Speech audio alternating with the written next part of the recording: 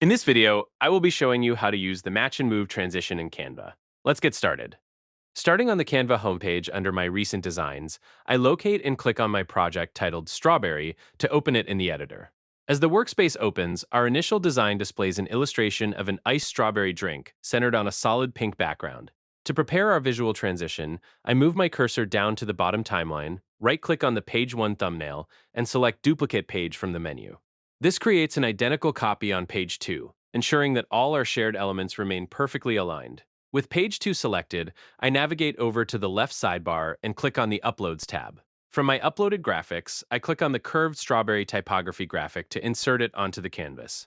I grab the corner handles to scale the text up, and using the rotation handle, I tilt it slightly so it curves right around the drink. To layer the text behind the cup illustration, I click on Position in the top toolbar and select the backward option under Arrange settings.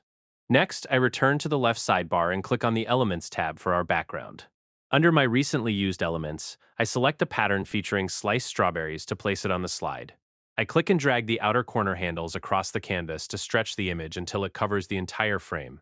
To keep the background soft and subtle, I click the transparency tool on the top bar and lower the slider to 45%. Then, I click Position and send it backward behind the illustration and text. Now that both pages are set up, I move my mouse down to the bottom timeline between page 1 and page 2, hover over the divider, and click on the Add Transition button. From the transitions on the left panel, I choose Match and Move.